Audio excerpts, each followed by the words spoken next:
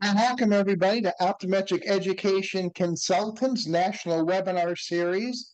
This is the Sunday night edition. We're coming back with in the fall and winter with Sundays.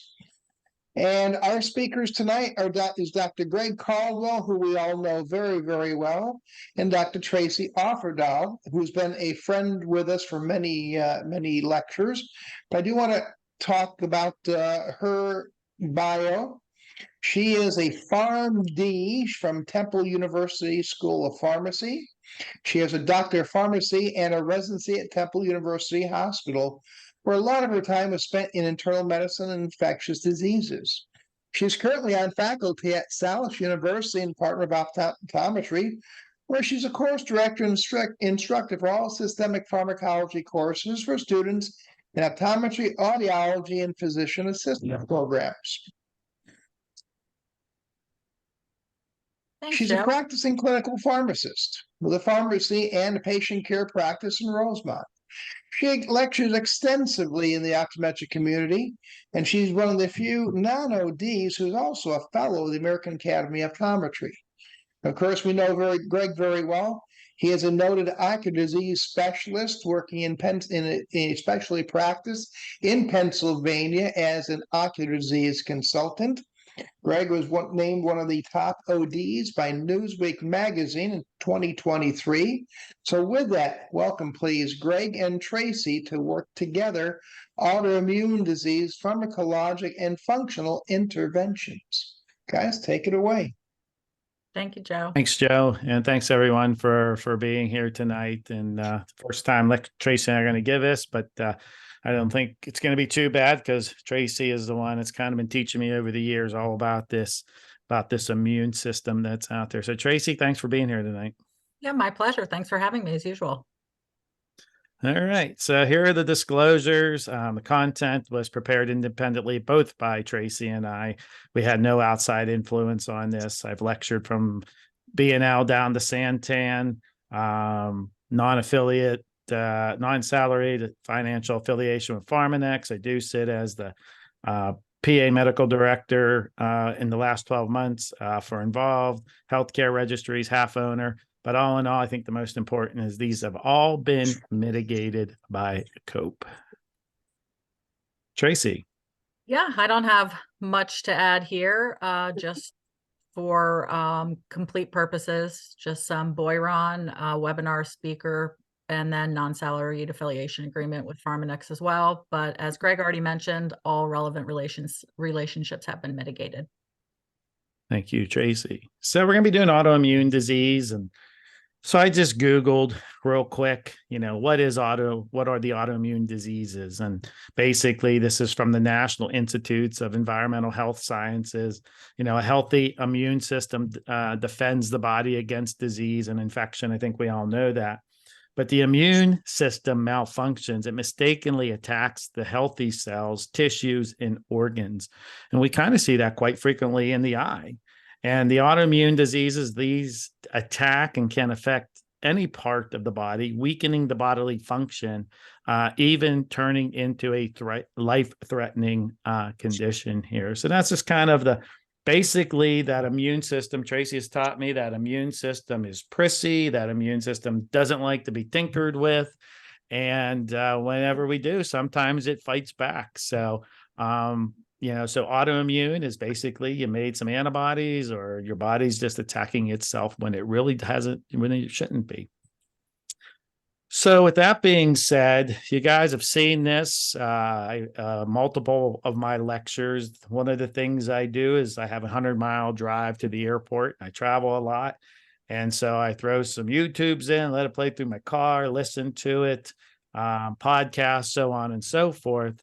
And I would encourage you because, a ton of optometry, whether it's thyroid or the metabolic diseases or macular degeneration, and some of these treatments tonight, you're going to kind of see this guy keep referencing.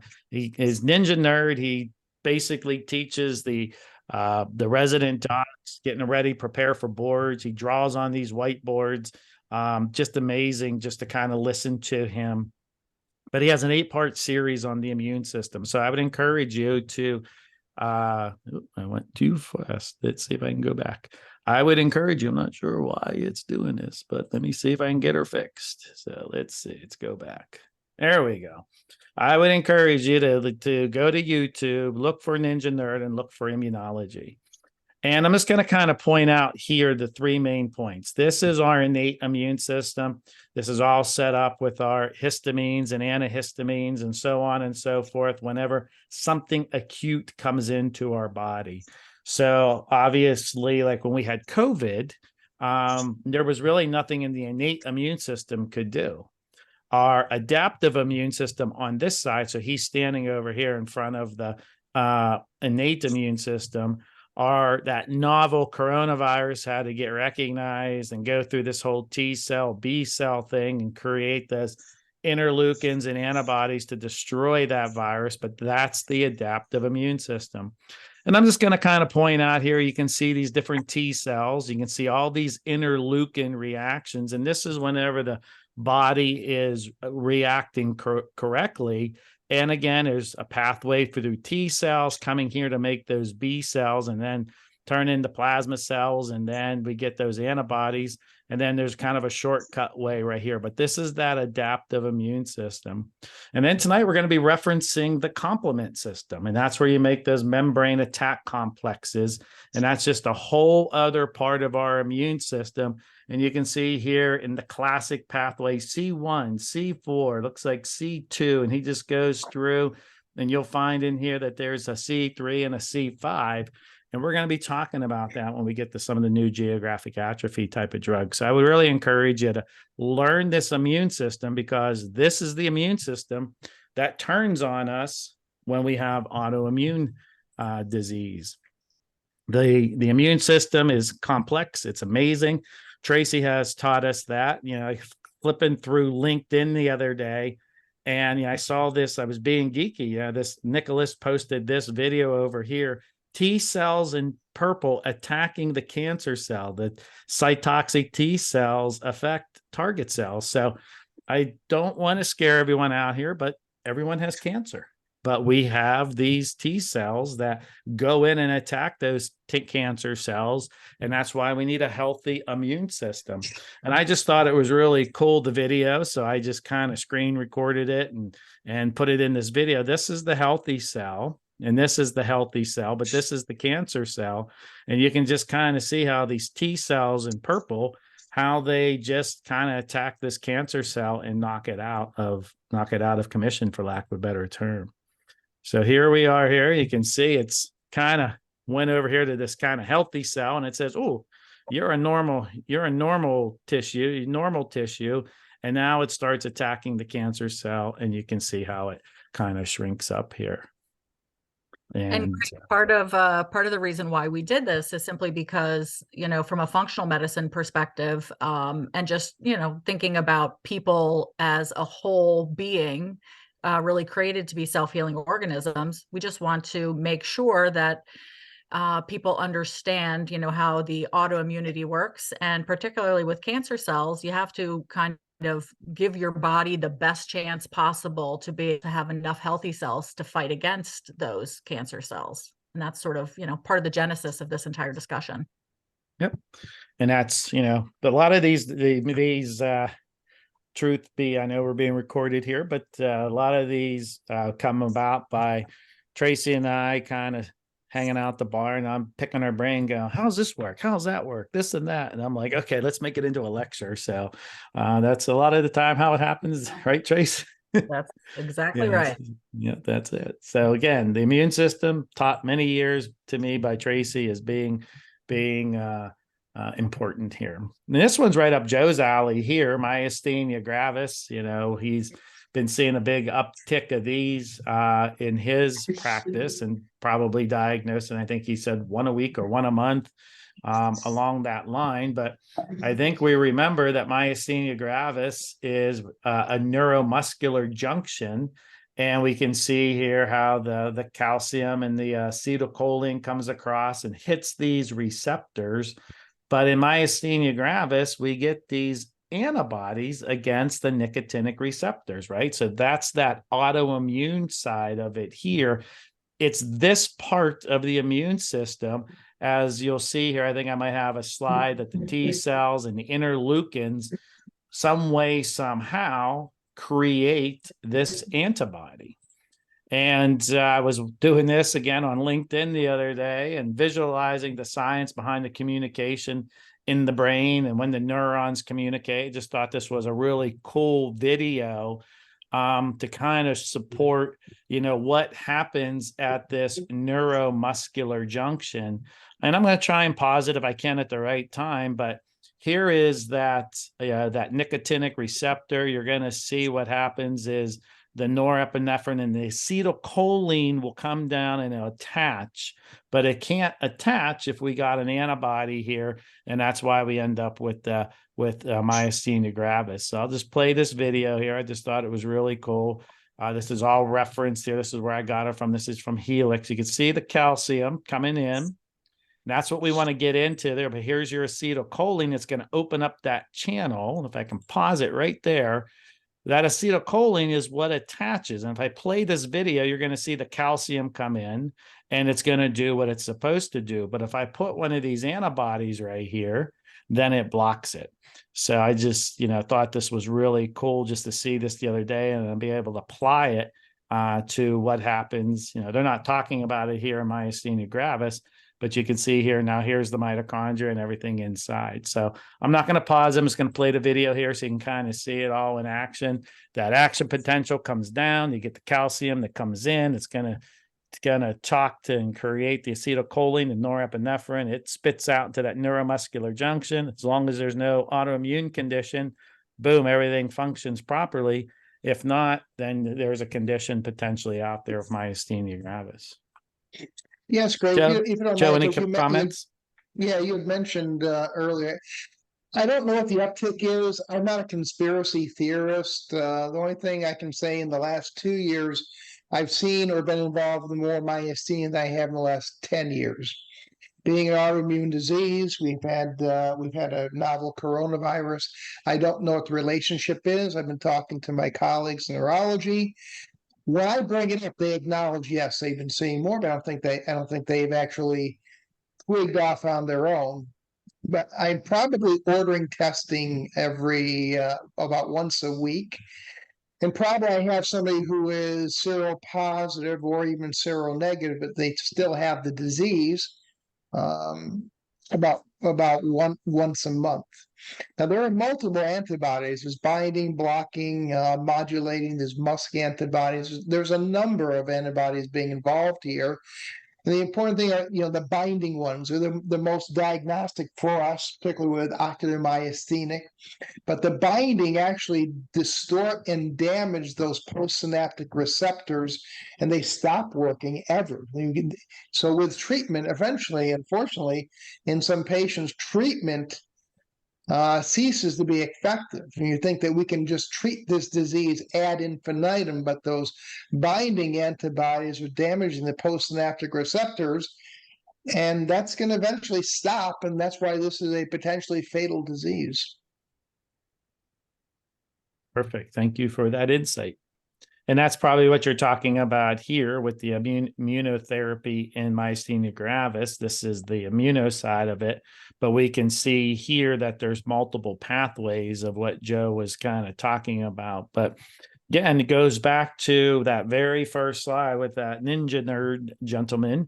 You get that antigen presenting cell, you get a T cell activation, you get your CD4s, then you got your T cells and then interleukins. And then if everything works properly, that's fine. But then all these different types of antibodies that Joe just referenced. And that's why if you look here in myasthenia gravis, there are so many different types to ways to attack it. But like Joe said, if that neuromuscular junction is damaged, beat up, dead, doesn't matter what you do, it's not going to work. And that's the fatal part of that condition. So, just kind of going back to here, there's that complement inhibitors that are out there for myasthenia gravis. All right, Trace, I always butcher these names up. So what is this one? Rituximab? Rituximab. rituximab. We can see here that we've got a monoclonal antibody. And this is what we're talking about tonight. We're talking about, different treatments, pharmacological treatments. Here, there might be a complement inhibitor. And you're going to see that when we get to geographic atrophy, even though we're talking about myasthenia gravis. And these different mechanisms just kind of cross over, because think about the retina. The retina has a lot of neurological tissue in it whenever we talk about it. So, why, do we see so much autoimmune disease? And that comes now back to the functional side of this. We're going to kind of play both sides here. We're going to play allopathic and we're going to play functional. And that's one of the things Tracy has done for me.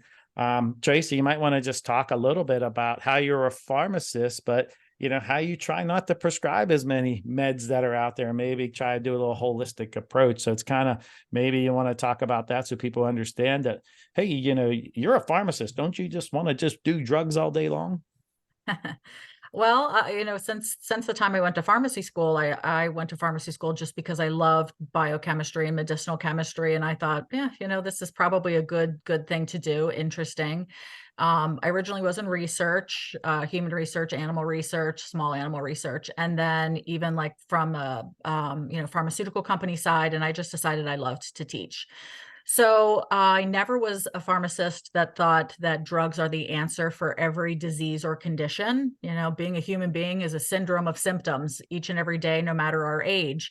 And then I developed autoimmune disease, first Hashimoto's, and then rheumatoid arthritis and lupus. And many of you have probably heard my story before.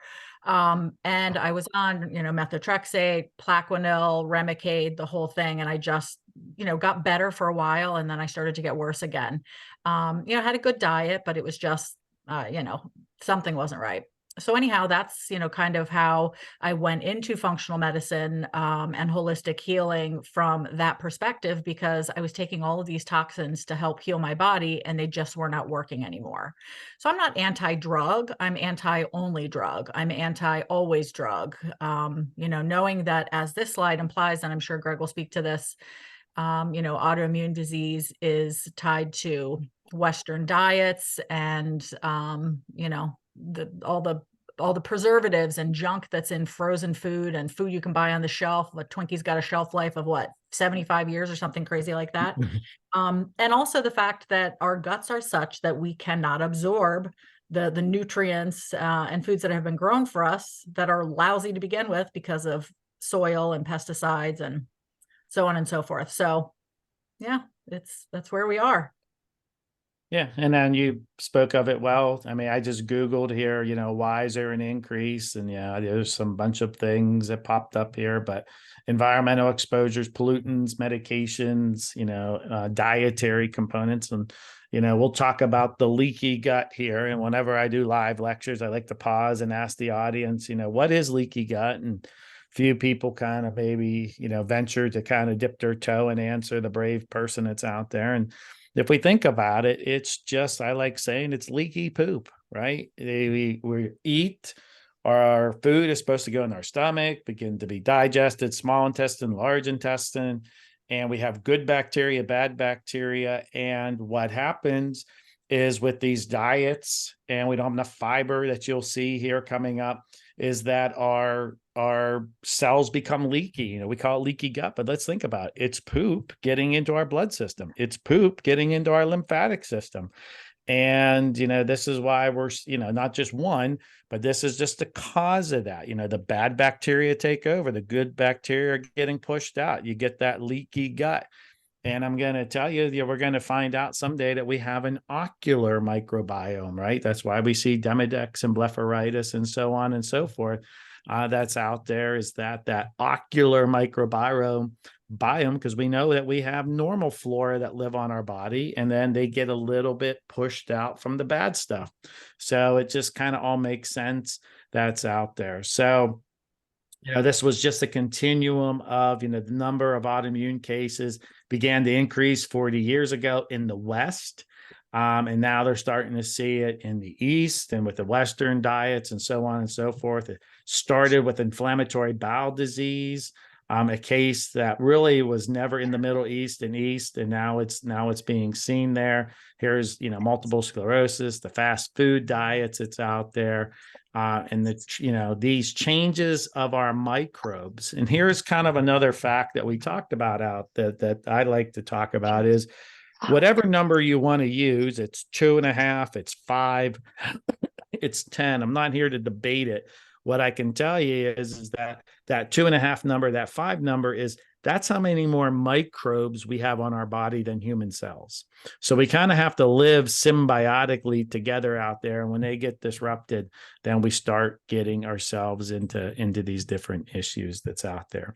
So a lot of these autoimmune conditions, which Tracy and I are going to kind of dive into here, are, and I'll launch the poll while we're here, is, you know, they're controlled with biologics that are out there. So, you know, we're going to talk about some biologics that we're going to see potentially in our practice that's out there. And so, you know, how are small molecules different, chemicals different than biologics? The small molecule chemicals are cheaper than biologics. Small molecule chemicals can be synthetic, semi-synthetic, or come from nature. And biologics are likely to cause a hypersensitivity reaction. Or is it all the above? Any comments, Trace, while we're waiting for this poll to roll in? No, I'm thinking of comments though, and specific places to put them. All right, perfect. Okay, so we got people rolling in here. Remember, this is what makes this live. This is what makes this synchronous. This is what makes it interactive. So please reply to those polling questions. This is all being tracked. All right.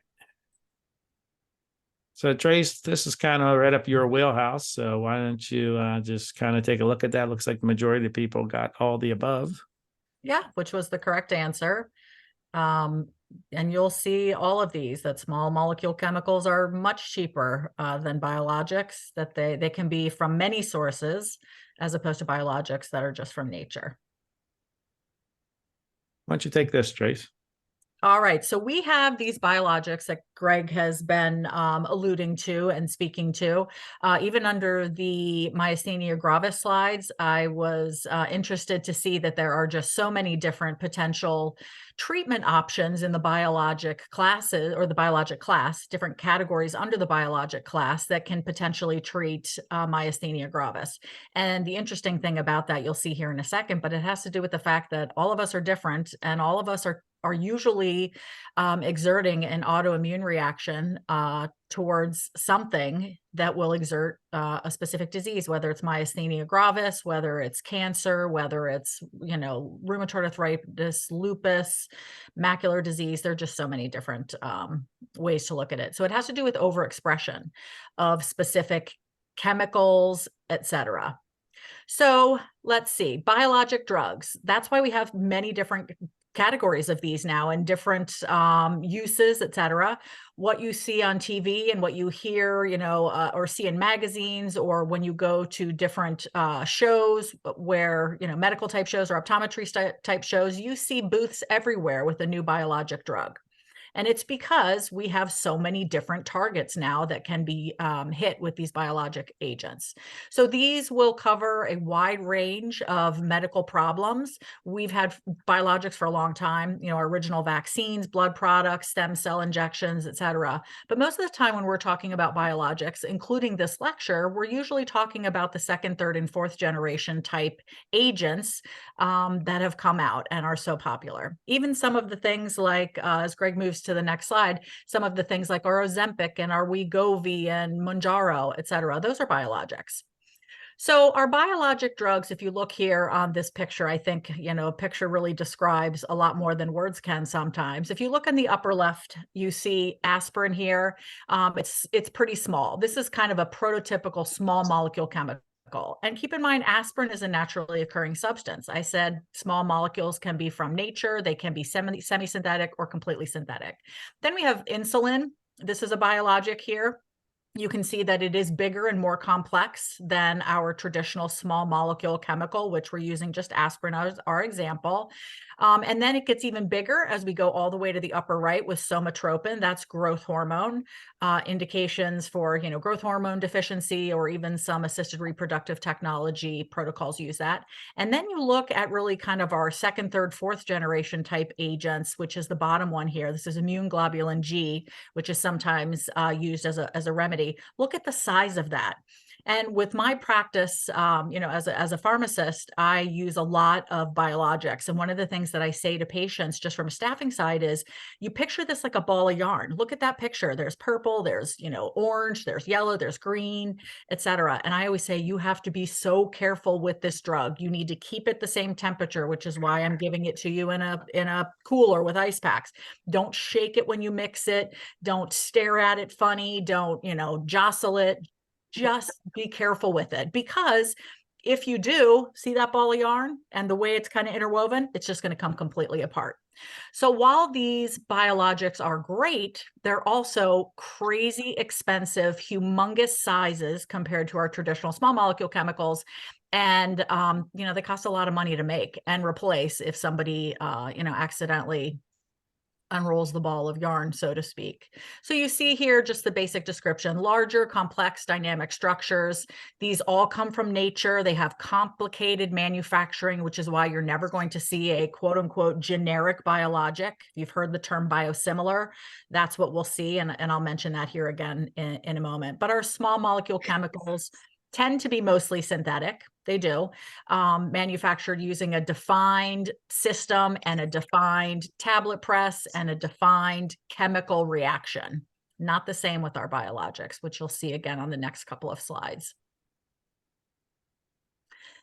And again, not only did I want to mention the size of the actual chemicals themselves, there's aspirin again in the upper left, and then large molecule drug, human growth hormone, which is a biologic, and then a very large biologic. There's that IgG antibody again. It's the complexity of the chemical structures as well. So this one I loved because it says the small molecule aspirin is like a bike. The human growth hormone is like a Fiat or a a Fiat or a Cooper Mini. And then the biologic is like a Lear jet. So pretty crazy that that's the complexity comparison as we go from an aspirin to a large biologic. And certainly they all have their place in therapy, that's for sure. Aspirin saves a lot of lives as well. So the only thing I just want to mention here, there is no such thing as a generic biologic. It's not something that is even possible. So a biosimilar is literally something that is now considered a worldwide term, and it just means highly similar to the reference product. The reference product is also called the biologic or the innovator product. That's the one that we know the names like Tepezza or Humira or Remicade or there are so many of them. I can't even think of all of them off the top of my head. You'll see some, but basically the biologic company has done all the work to come up with a structure to prove safety and efficacy, etc. There is about a 12-year, it's not a patent. They call it, I think, a biologic exception. I believe that's the name of it. But it has about a 12-year expiration date, and I use that term loosely, from the time the biologic product is available to when a biosimilar can become available. So it's about 12 years, whereas a small molecule chemical can be, from the time the patent is sent in and the kind of initial clinical trial start to patent expiration can be upwards of 20 years, with most small molecules having about an average 5-year expiration date once it's approved and marketed, et cetera. So with the biologic versus the biosimilar, which you're going to see a lot of them just every month, we get more and more of them out in different categories of medicine, but there are no clinical meaningful differences in terms of safety, purity, or potency. And that's what the biosimilar company has to prove. So going back to just the generic comment real quick, biologics come from living things. They come from plants, viruses, bacteria. They come from Chinese hamster ovaries. They come from human, where they're, fully human or humanized cells. And because of that, the body, can react to them, more likely to cause hypersensitivity reaction in a lot of patients, but also you cannot produce it exactly the same. It's just pretty darn close. And that's what a biosimilar is. So the other thing that you'll see as we go forward, and I'll do the monitoring parameters ever so quickly, when you see some of these names of the biologics as well as the biosimilars, there will be 4 letters in the actual name. Some of our really early iterations of biologics, some of our insulin products, even something like Remicade was a brand name, but infliximab was the actual biologic. Infliximab just is infliximab now as a biosimilar with 4 letters added, but the originator reference product, I keep wanting to say brand name, it's not really all that accurate, but the original biologic product, the Remicade, was only called infliximab. And then what the World Health Organization realized is that it's going to get confusing now that we're going to have biosimilars coming out. So every biologic that comes out, within the past few years and forever in perpetuity will have 4 random letters as the suffix at the end of the name. And you'll see some of those. Monitoring parameters, just ever so quickly, keep in mind that these are drugs that come from nature, and your body sort of looks at them almost like a mini graft versus host disease. So if your body is going to see something that comes from a plant or an animal or a human, which, I mean, I'll do an herb or a plant-based substance, before I'll do a drug any day of the week, as long as, I can get some work out of it and that it will do its job. But pound for pound compared to a synthetic chemical, the immune system does handle it differently. So imagine a biologic, this huge molecular weight that comes from, a very pure manufacturing process and chemical reaction.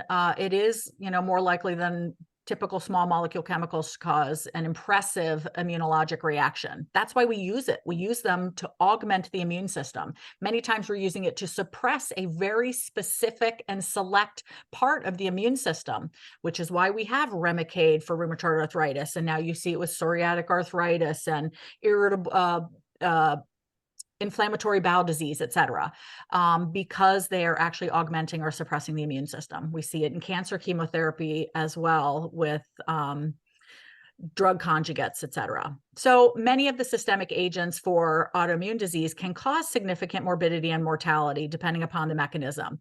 You guys are very fortunate in optometry because a lot of the newer biologics that have come out for patients with optometric and ocular problems, they work a little bit differently. They're still biologics, still fantastic drugs, expensive drugs, but they are not suppressing necessarily tumor necrosis factor, a bunch of interleukins at the same time, et cetera. So the side effects tend to be less severe and not the typical. This is the typical. So this is saying in the second bullet there where it says many systemic agents for autoimmune disease can cause a significant morbidity and mortality. I already said that. So you have to have a PPD placed, which is the purified protein derivative. That's that little tuberculosis test. You get the little intradermal injection. You watch for induration and redness around the skin, because we know that since these biologics are augmenting, suppressing the immune system, certain opportunistic diseases or latent infections, including tuberculosis, hepatitis B, hepatitis C, they may all of a sudden become active disease. So people that have positive tuberculin titers or even some hepatitis B with these medications, hepatitis C, you can't use them. So if the patient is sick, then they have to hold doses of most of these until they could be just simple cough and cold, it could be COVID, it could be something even more severe, but you hold the dose for a lot of these until they are well again. If people are on antibiotics, same thing, you hold the doses. So it's just giving you a picture of the fact that these are big gun drugs and the monitoring parameters are there for a reason. Another polling question. So we have a polling question. Biologics can be used to treat which diseases or conditions? Obesity, neurotrophic keratitis, multiple sclerosis, all the above, or I'm not sure.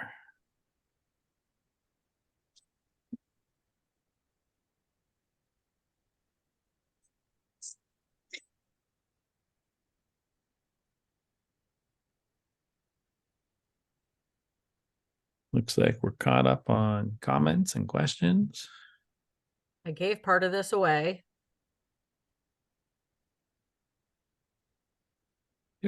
Participants are rolling in nicely here.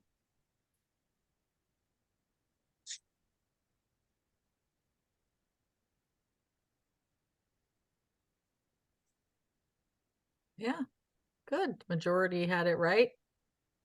Well, they do treat multiple sclerosis. They do treat neurotrophic keratitis, and they can treat obesity. So all the above. All right, let me get the next one ready to rock and roll. And so why do we use them, Trace? Lots of different reasons. Most of these I've said already. We've got thyroid eye disease, rheumatoid arthritis, psoriatic arthritis, giant cell arteritis, polymyalgia rheumatica, macular degeneration, macular edema, uveitis, keratitis, almost anything you can throw an itis at the end. There's likely a biologic that that is available and can treat the problem, or that will become available. And I also mentioned too, some of these, if we were talking about if you were doing a 5-hour pharmacology lecture with me, like the optometry students currently do, we would have one specific indication and then show, the different biologics that you can use. And then you start to see the pattern that, oh, wow, you can use this set of biologics and all of these different biosimilars, et cetera, for so many different indications that don't really seem all that much related. How can you say that giant cell arteritis or, macular degeneration is related to rheumatoid arthritis or psoriatic arthritis or cancer or anything in between? And the common thread is the name of this lecture, which is it's the immune system. And, there's some generalizations there for sure, because, we know that with some of them, there's a genetic component as well, but we'll talk about that as we move through this. So, we know that cancer at this point has an autoimmune component, genetic component as well in some cases for sure. So what we're talking about here are, kind of generalizations, but generalizations exist because there's truth to them. And I already mentioned probably the most important comment at the bottom already, which is, with many of these diseases or conditions, patients are overexpressing certain inflammatory mediators that can contribute to their disease or condition. So in my case, I went right on Remicade. I don't even remember 20, it was really early after Remicade came out, and I did well. I mean, I went from doing not great on both Plaquenil and methotrexate. And once I went on the Remicade infliximab, it was a game changer for me. I mean, I was living again until it didn't work for me anymore. And now there are many people that used infliximab, which is the Remicade, that didn't work. And so that they went on to the tocilizumab or the adalimumab or there's just so many that you'll see here going forward, because we all express or overexpress inflammatory mediators that just result in sometimes the same disease. It's just that we're all different.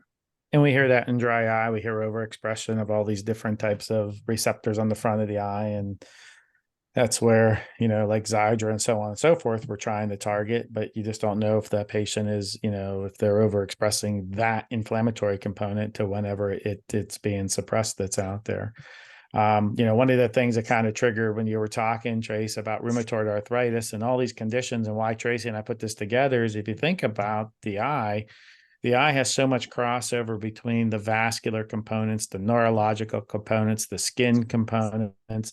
And one that popped into mind that I like to kind of remind everyone or teach everyone is that, the eye is nothing more than a special ball and joint. If you think about it, it's a socket. We've all seen it, a skull before, and then you put in there an eyeball and it's got muscles to move it around. And then if you look up synovial membrane, you'll see that it's, it's a collagen and elastin, to help, the joints and function and so on and so forth. But the eye has a synovial membrane too. Some realize it, some don't. We just don't call it a synovial membrane. We call it a Tenon's capsule. And so the Tenon's capsule is nothing more than collagen and elastin to kind of act as that ball and joint, just kind of like my shoulder works, just like our eyeball works in that socket. So, a lot of times that's why we see a lot of crossover between these autoimmune conditions and the eyeball. Here's some common agents. Trace, you want to talk about those? Yeah, and this was just, to kind of cross them off our list. You're going to see a few of these sort of, scattered throughout, but you can see, there's essentially 4 or 5 different categories of biologics, depending upon specifically where you read. But you can see, under biologic target up there at the left, these are some of the ones that are approved for chronic inflammatory conditions. We've got our TNF is tumor necrosis factor. There's our adalimumab, etanercept, infliximab. Infliximab was the one that I was referring to. You can tell by the name a lot about it. We will not spend any time going on this because we have a lot of slides that are a lot more interesting. But these are not random names. There might be 1 or 2 letters, usually like where it says adalimu, that M right in the middle there. That can sometimes be a random letter so that it's easier to pronounce, but it tells us something most of the time. Does it come from humans? Is it coming from a fungal species? Is it coming from a bacteria? Is it chimeric, where it's human and mouse? Lots of different information. The next group we have there are our T cell agents. There's abatacept, alefacept, and ephalizumab. You can tell with some of these names that they're monoclonal antibodies. That's a giveaway. But the others that are not monoclonal antibodies, those last 3 to 4 letters tell us exactly where they came from or the type of structure that they are. And that's what's in the description. It's pretty interesting and remarkable. And then our B cells, there's that one that Greg was pointing to under the myasthenia gravis, rituximab. And oh, by the way, rituximab was first and still is a biologic to treat certain types of cancers. And now we use it a lot in other autoimmune conditions. It's a tough drug, but for people that need it, it's life-changing for sure. And then there's our interleukin, just one example, anakinra, which is just a interleukin receptor antagonist. And that's what the name tells us as well. You can see also on the right, last thing I'll say, all of these are parenteral administration, either subcutaneous or intravenous, usually infusions. And that's true of the majority of our biologics. We have a couple that have come out as oral agents, which I'll show you as we move through some of these. But the big class of Janus kinase inhibitors, Greg, you can move to the next slide. They have some big problems associated with them. We really thought that we would love some of the oral, what we call injections. It's even in the advertising for some of these agents. But they have some I'm not problems. ignoring you. I'm going to make a comment on this. So I'm not ignoring Go you. ahead. Oh, no, go ahead. The comment that I'm going to make is, again, this is why, when you go to that adaptive immune system, T cells, B cells, interleukins, we hear it in dry eye disease. We hear all about the different types of interleukins at the different types of chemicals, whether they're chemical or biologics that we're using when we hear it. And that's why it's important just to kind of understand that immune system. Here's your slide, Trace. Yeah, and again, this is just showing you similar to the previous slide. I just happened to find this when I was Googling, quick tables. And this guy, Barone Rocks, has all these really good tables that are used for boards review for the most part. But you see the same one up at the left, the anakinra. Then we have basiliximab, dasiliximab, mepolizumab, tocilizumab, ustekinumab, and secukinumab. And it's just showing you the different interleukin targets that these are using.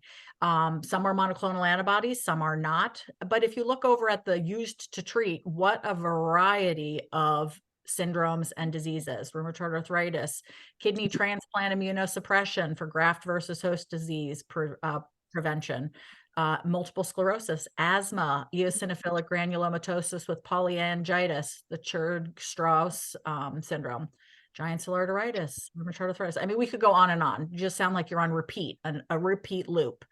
And that's what makes these so great. They provide treatments for situations, diseases, conditions where there is no other treatment at all, or where there are treatments that don't work for everybody, or you kind of run out of gas with a lot of them. So you need something bigger. One thing I had a tough time wrapping my mind around is, interleukin-1 is certainly important to our immune system.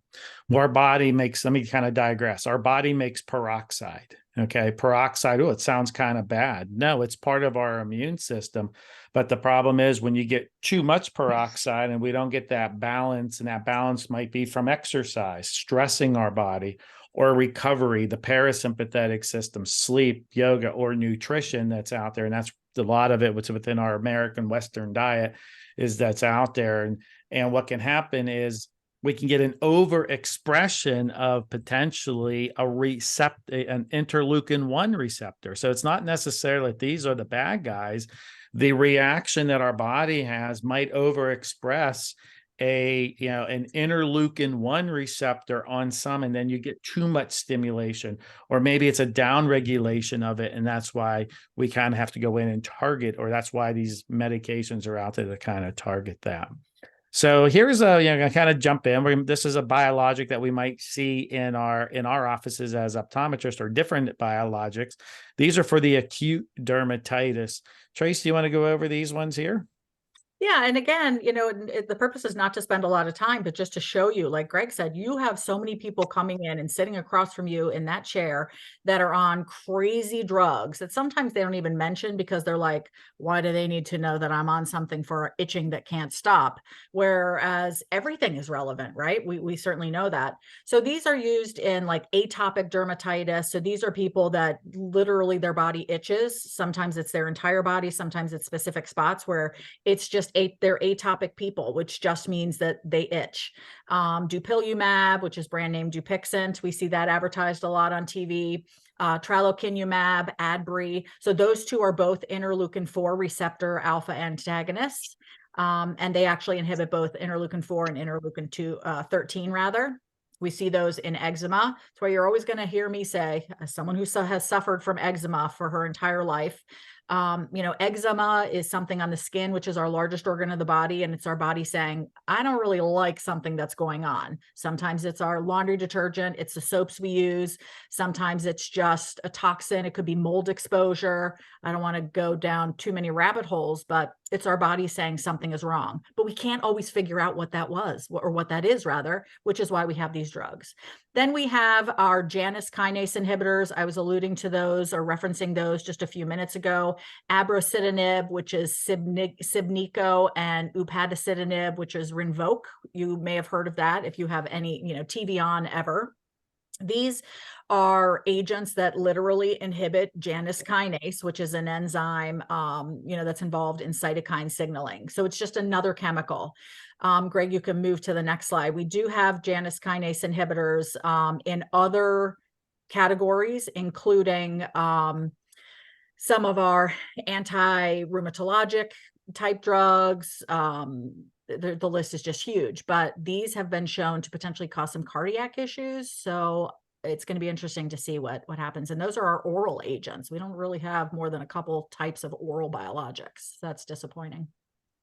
So Tracy, when she sent me the slide deck, I wanted to kind of go through, and she had this as being a part of the atopic dermatitis. So then I put this slide in here, kind of showing you here that interleukin-4, if it's being overproduced, overexpressed, or maybe it's the receptors, but in this case, interleukin-4 is causing now interleukin-31 and promotes eosinophil migration T cells. Again, it's that immune system. So that's why you see these medications, as Tracy just pointed out here, as in this medication here, injection of interleukin-4, and it's a antagonist of 4 and 13, basically to try and go and calm down this system that's happening in atopic dermatitis that's out there. And it says right here, monoclonal antibodies, interleukin-4 and interleukin-13 inhibitor that's out there, again, to kind of target this kind of pathway that's out there. So when you look at Dupixent and you look at the go back one. Sorry, go back. No problem. One thing. Look at the picture there where it says increased IgE production, upper left in that picture there. That IgE is responsible for most acute allergic reaction. When somebody an allergy, a codeine allergy, anything, a sulfa allergy, which certainly you see in your patients, an aspirin allergy. Well, first of all, those 4 that I just mentioned, which are the most common drug allergies, aspirin, codeine, sulfa, penicillin, they all come from nature. Doesn't mean that they're bad. I love those agents. It's just that, they are more likely to cause an allergic reaction, particularly in somebody who is atopic, and it's IgE production that's causing that type 1 hypersensitivity reaction, which is the one we worry about, because somebody, most of the time an anaphylactic reaction is going to occur within an hour of exposure. Anyhow, that IgE production, think about it, in somebody who has atopic dermatitis or eczema, which is part of this, they're just, kind of keyed up immune system is just exerting the overexpression of chemicals for allergy, or itching, histamine type reactions. It's not random for sure. Good picture, Greg. I like that. See that? So when you look at the other website, you look up Dupixent, you'll just see that it says it's for atopic dermatitis, asthma. Well, Tracy has covered here, and these are the different things that it's targeting. But, as we talk about, there are good and bad, right? You start tinkering with the immune system, some things can happen. So I thought this one was pretty important to put out here to the audience here as eye docs, because one of the warnings and precautions is conjunctivitis and keratitis. And I can tell you, I probably, just like Joe sees, myasthenia gravis once a month. I'm seeing this once a month. And I bet a lot of us are missing it out there because we didn't look at the med list carefully to see that the patient is on Dupixent. They have a red eye and they come in looking like this. And here is her red, swollen eyes. She's lost her eyelashes. I think she's lost her eyebrows here, and she just kind of has them kind of painted on here. She's lost her hair, but you can see here that her eyes are all red and swollen. This is Dupixent conjunctivitis. This is from the medication. But I can tell you that these patients do not want to quit the medication. They say, what can I do here, doc? And then basically from here to here is I put on some loteprednol. Now the redness really with the camera and the way it shows up really picked up as if it still looks red, but I can tell you it looks significantly better. But what you can tell is if you look at the lid margin, look how much swelling has gone down, how much, the eyes have become white and quiet, the injection, even this area here, you can even like a little ulceration right here. Tracy, that's probably that IgE kind of creating that big ulceration right here. And by using, a steroid like loteprednol, we've now calmed the patient down. They don't want to stop because they feel good about with the rest of their body. And it's for some reason, somehow, maybe Trace knows, it kind of burns itself out. So again, this is before, trying to just get another picture. Again, you can see the redness. Look how swollen that lid margin is. And I see this, just like Joe sees myasthenia gravis, I see this once a month. Maybe we're blaming it on dry eye. We're probably all treating it the right way, putting on Lotemax and kind of scratching our head what it is. But it's basically that conjunctivitis, keratitis, that is a side effect, that adverse drug reaction that you hear about, those ADRs that occur. Trace, any comment about how well this works, or do you have any comments on that? Yeah, well, the one question popped up that kind of goes along with it. I mean, these are, no matter what autoimmune disease somebody has, whether it's alopecia areata, atopic dermatitis, most patients would fight tooth and nail to go off the medication because it's that life-changing. And that particular patient, I mean, she almost looks like a different person. She looks 20 years younger, once you put her on the loteprednol. Now, question, and this popped up in the chat as well, how long would you generally keep her on loteprednol? And, could you eventually switch? I would say yes, to ketotifen or something like that, or even olopatadine or something like that, once you kind of got her controlled. Yeah, that's a great question, right? This is the bio individuality of people, right? So the key is, as their body's adjusting, it's a broken immune system. So how do we tag a number to it, right? A week, a month, or so on and so forth. So this is what follow-up is all about. So, the key is Lotemax is, what we start them with. And honestly, I've never did it, but I don't think, an aspirin like drop is going to be strong enough. I don't think an antihistamine is, I think it's a different pathway that's going on here. I think we're kind of in chronic stage. I think you're into the white blood cell type of expression here, not like an antihistamine. So just kind of thinking of the pathways that are out there. That's why kind of squash it with, not saying you can't try it. I don't think you'll have the success or the outcome that's out there. So, start them off on Lotomax, quiet them down, check them in 2 weeks, see how they're doing. If they're still red, keep them on it. It's not going to, monitor their pressure. Bring them back, 2 or 3 more weeks, and then, slowly take them off. It could be a month. It could be 6 months. Remember, it's the immune system, not everyone's immune system, and it's a broken immune system. If you want to say it that way, it's maybe not, shouldn't say broken. Maybe it's just too good of an immune system where it's just attacking everything. Maybe that's just a bad way of putting it, but out of balance.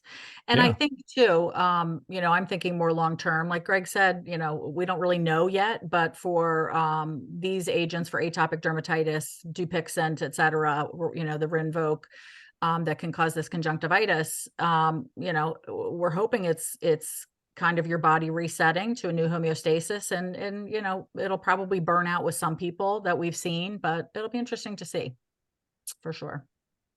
Here's just another patient. Again, I have ones after case after case of these. So, here's a patient that came in, another young guy. He has atopic dermatitis. You could just see the conjunctivitis. And again, I want to point it out because that's why we take that thorough history. That's why we take this education. You can see his eye is red. And I explained this to him. And this is a guy that's young.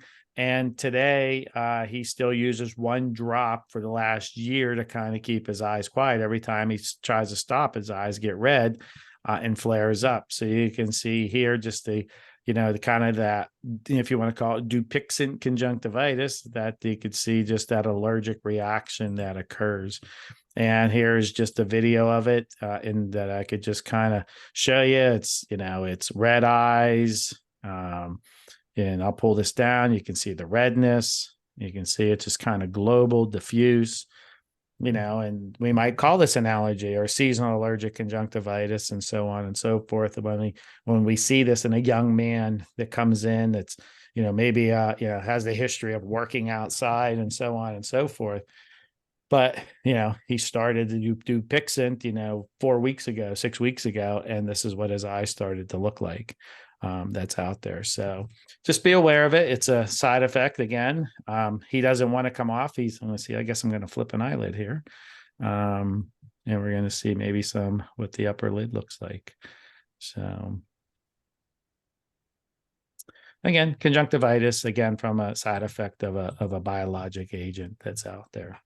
So we'll kind of shift away from those, but you want to talk about, we'll shift away from Dupixent and adverse reactions. You want to talk about these biologics, Tracy? Yeah, I said most of what I wanted to say. So these are, again, just another example of the Janus kinase inhibitors, the Olumiant and the Rinvoq, baricitinib, upadacitinib. So you can tell that they're in the same category of biologics. These came out, I don't know, 7-8 years ago, initially as treatment of moderate to severe active rheumatoid arthritis. We're using them in other categories as well.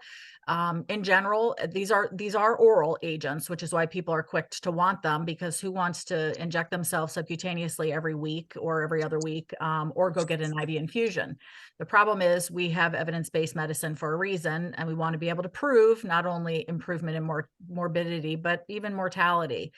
And we have some real problems with some of these Janus kinase inhibitors with cardiac issues. So we'll see how long they hang on.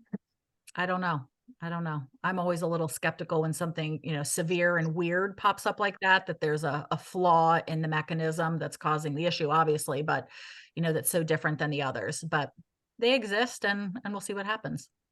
Which kind of reminds us, when we get to the geographic atrophy stuff, is that, how do these come to market if then, after we start seeing all these adverse events? But, Tracy and I have had this discussion before, you see these drugs coming to market of maybe ends of 200, people, maybe 100 in one arm, 100 in the other, or maybe it's 200 in one arm and 200 in the other. But when you start injecting them on the masses, and again, you're going to get sick and tired of hearing me saying it, playing around with that immune system, you start seeing all the different types of issues that can occur. So that's why you see that. And also, I believe those, what's that, Tracy? just real quick too, some of these big, medical academic settings and whatnot, you might get even 6,000, 8,000, whatever, but they're so utopian for the most part, because that eliminates other factors that might come into play that'll skew the data. So, within reason, you try to make a research study as utopian as possible with, not too many outliers, because it dorks up the endpoints. So then it might take tens of thousands, hundreds of thousands, sometimes even millions of people before you really start to see a trend. I mean, think of fluoroquinolones, with all their problems. So anyhow, just a short sidebar. And those medications were used for rheumatoid arthritis. So I just kind of did a real quick Google and, mechanistic immunological base classification. And I thought this was kind of cool how they started it off with maybe some type of tooth issue or some type of lung issue, and going back to that gut microbiome, how that post-inflammation triggered that dendritic cell. And then we get over here into, the thymus and the lymph system and bone marrow now, which are for auto antibody production, right? That's all part of our immune system, lymph nodes, thymus, and the bone marrow. And then we start triggering off, again, here we go, B cells and T cells. And this is whenever we start getting that synovial membrane being attacked. And I thought this was kind of cool how it showed adaptive versus the innate immune system that was there. And again, remember, our eye has a synovial membrane that's called Tienen's capsule, and that's why we do see an overlap of some of these rheumatological conditions with our eye. Any comments, Trace? Real quick on the tooth, if you really want to go on down a rabbit hole, I mean, there are people that think like root canals, certainly mercury fillings and things like that, play a role. So having a root canal and keeping the root intact, et cetera, can cause, new sort of like the first shot at the immune system that can cause a lot of these problems. So there are lots of different theories, with some ties as you go from one problem to the next. And the fact of the matter is, it's probably different in all of us. How about these for family medicine, Trace? So if you have migraine or know somebody who has migraine headaches, you've heard of these. This is just a couple examples, some of the big names, the Aimovig, which is the Arenumab. Notice there are the 4 letters, the AOOE. That's just now the World Health Organization nomenclature that is mandated for all biologics and biosimilars, or fremanezumab, VFRM, which is Ajovy. So these were approved about 5 years ago for preventive treatment of headache initially, migraine, and now some of them can be used as what we call abortive therapy as well. So if you've known anybody who's ever taken a triptan, like Maxalt or Imitrex or any of those, some of the common brand names, you can use some of these calcitonin gene-related receptor antagonists as prevention and treatment of migraine headache, and they've changed people's lives. I know a patient who is a veterinarian who had to quit working as a veterinarian because his migraines were so bad and just nothing could control them until he went on Aimovig in the last 6 to 8 months. And, he's back to being a human being, as he says. So, and again, not because we're making generalizations, whether it's these or any of the others, and even the Janus kinase, which I saw there was, a comment or a question on that in the chat. I'll say, some of them they don't have to be sweeping generalizations that necessarily would wipe out an entire class of agents. So for instance, I mentioned cardiac issues with the Janus kinase inhibitors. If every drug was exactly the same within a class, we would only need one drug, right? We wouldn't need Crestor and Lipitor and Zocor and Pravachol, et cetera. We would need one. They are all individual agents. They just happen to fall under a single mechanism of action or structure. So what we're seeing is some of the, really older Janus kinase inhibitors with some potential problems. But again, that doesn't mean that will be true across the board. I was just pointing out that as, something that's unique, different, and it'll be interesting to see. Lots of people on them, and those drugs are great. They work. All right. What else we got? So someone made a nice comment about their son. It looks like Jessica made a comment about her son, alopecia, hopeful that JAK inhibitors will improve. And we can see here confirming about the leaky gut that's out there. Oops. Oh my gosh. I have physician friends. I need 12 seconds, Greg. I have physician friends that now say, I'm so sorry. You know, when I first got sick with all my autoimmune stuff and I really started doing a deep dive. I mean, I'm a military kid. I lived all over the world. Who knows the junk I was exposed to living on bases and whatnot. Maybe some think that's a, you know, a conspiracy theory, but a lot of that's been proven to be true. But regardless, you know, well, I don't even remember what I was saying. It's all the drugs. I'm on a lot of cold medicine. The Janus kinase inhibitors. Oh, alopecia, leaky gut. I'm back. I have physician friends when I started really looking at leaky gut, and I'm like, this makes sense for me. I mean, it really just does. They said flat out, it doesn't exist. It's conspiracy theories. It makes no sense. It's never been proven. And now they're like, holy cow, it makes sense. You know, I can't believe that I missed it. But that's because we don't really teach these things in Western medical models. But that's why we talk about them here. Right. It's the integrative side of it.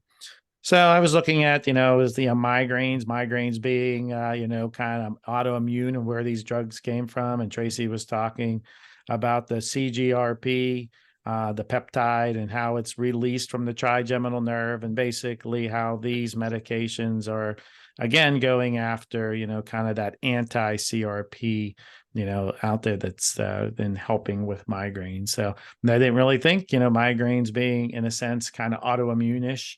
But really, this is using biologics, I guess, and kind of using the immune system and going after these. And they think that some people overexpress the calcitonin gene-related peptides. So, by smashing them, mitigating them, whatever, it does, treat headaches. And these are just, again, Aimovig. One of the serious complications that we know that's associated with it is constipation and even hypertension. And again, it may seem so strange, but I hate to hesitate to say almost all, but most side effects we know, all of them are linked to a mechanism. We just may not know the mechanism, right? It might not be the primary mechanism of the drug. Many times it's not. It's not something that was studied as an endpoint or a distribution evaluation in clinical trials. You try to elucidate every place a drug can go based upon its chemical structure. Is it charged? Is it not charged? How big is it? Is it hydrophilic? Is it lipophilic? Et cetera, et cetera. But everybody's body is different. So how it's going to react, and maybe you get all the good and very little bad in one person, you could have mostly bad and very little good in another patient. And so the hypertension and the constipation are not surprising. Maybe categorically they are, but it's just part of the mechanism of action of the drug.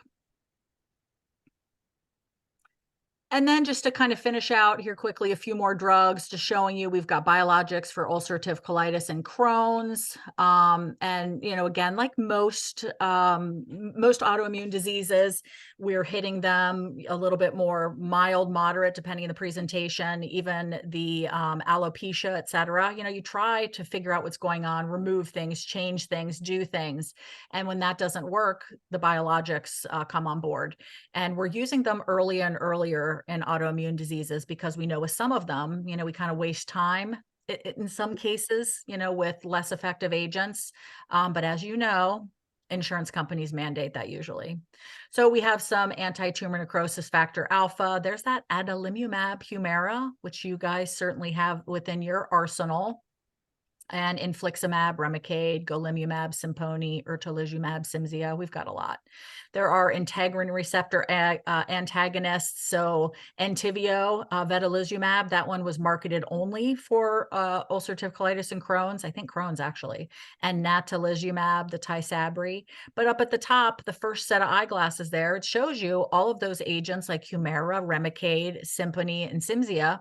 Those were marketed for rheumatoid arthritis to start with.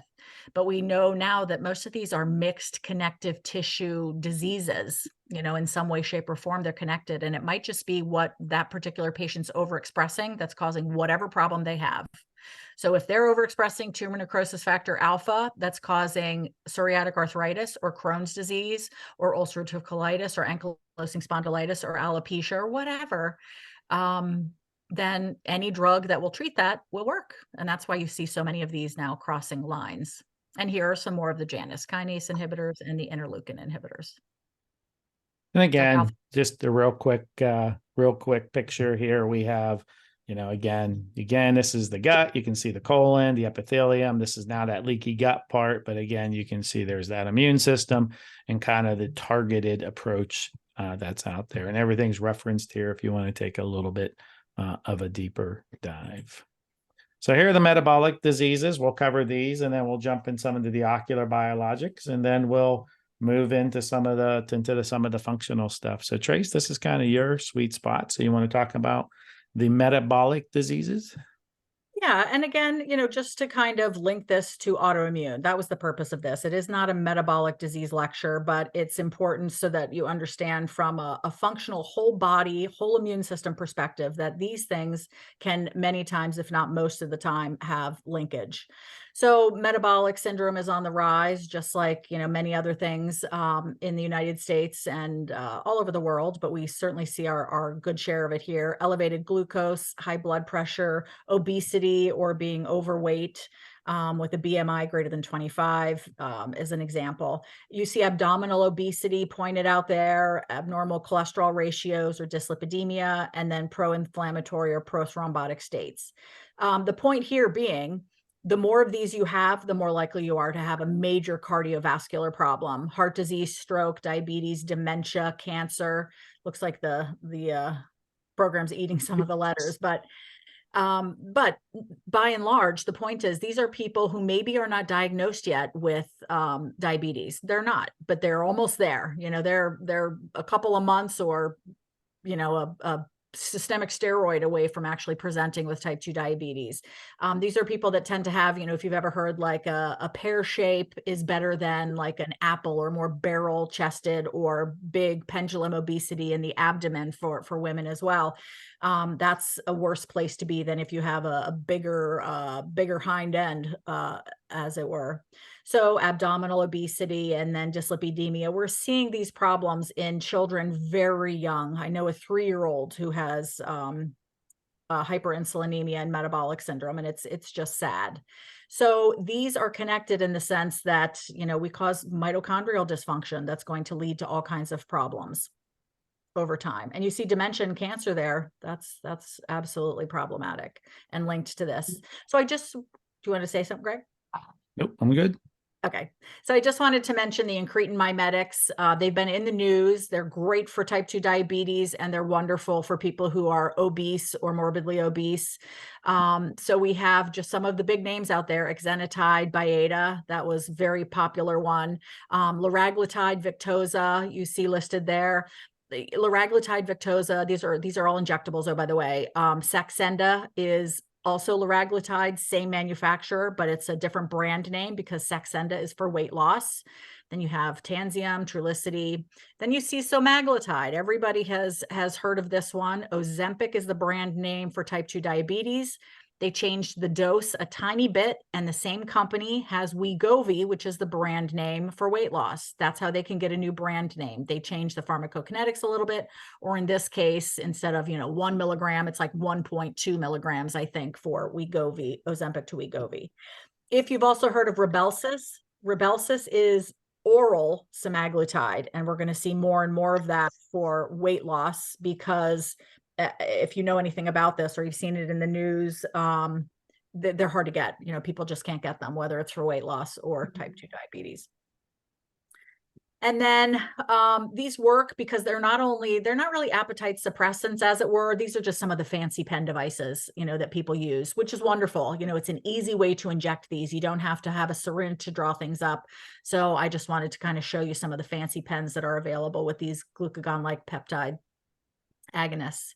So the long and short of it on the next slide is just going to tell you very quickly the hullabaloo about these is the fact that these drugs are mimicking a chemical in the body, which is kind of like the top of the food chain for glucose control, gastric emptying, feeling satiated after you eat, etc. But these are not just like fen-phen or, a stimulant like Adderall, which is used for ADD, but it suppresses the appetite.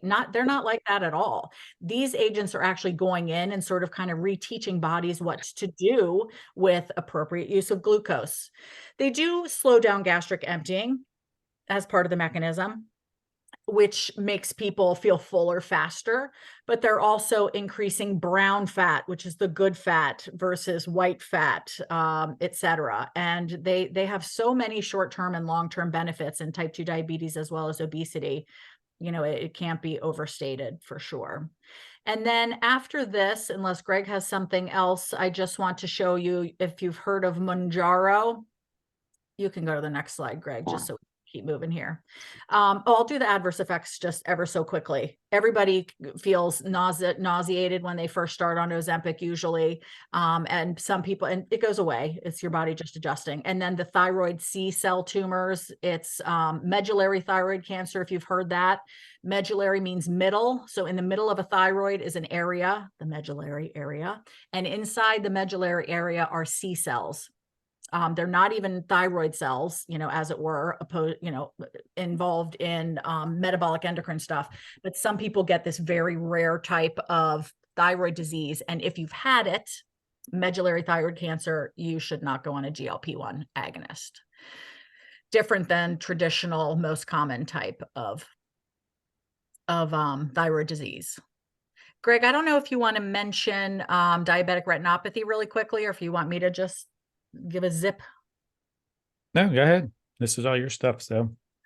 So with the incretin mimetics, semaglutide being one of the originals, we know that there's data out there. And if you don't know, I'll tell you, saying that our glucagon-like peptide 1 receptor agonists, our Wegovy, our Ozempic, our Victoza, et cetera, may worsen diabetic retinopathy in patients who have it. And we don't really know what to do with all of that data. You know, a lot of it was from late, like 2016, 17, I believe it was. This little blurb is from 2022, last summer.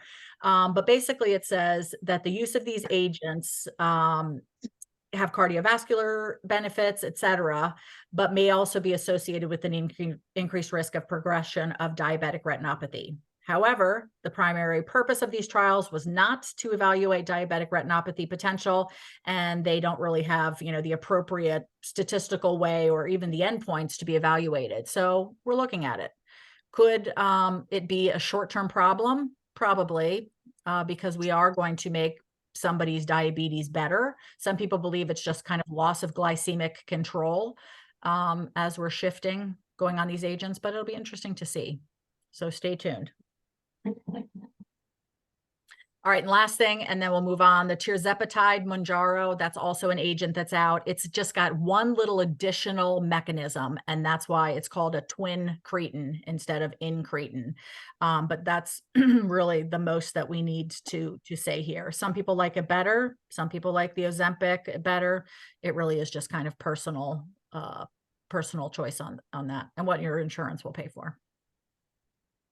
All right, Greg, that's it for me. What about this slide here? Anything you want to make a comment on? Gallbladder issues. I mean, any of them can cause, you know, potential gallbladder issues because they are slowing down gut, you know, gut emptying. So sort of sludging of the hepatobiliary system. You might have gallbladder symptoms, or if people have stones, they may have a gallbladder attack. But we'll see. It's very similar to the Ozempic and Wegovy, same type of side effects for sure. Great. Perfect. So I'll move into some of the ocular biologics. You kind of teed it up here, and for autoimmune, and you know, here's autoimmune thyroid disease, new models of cell death and autoimmunity.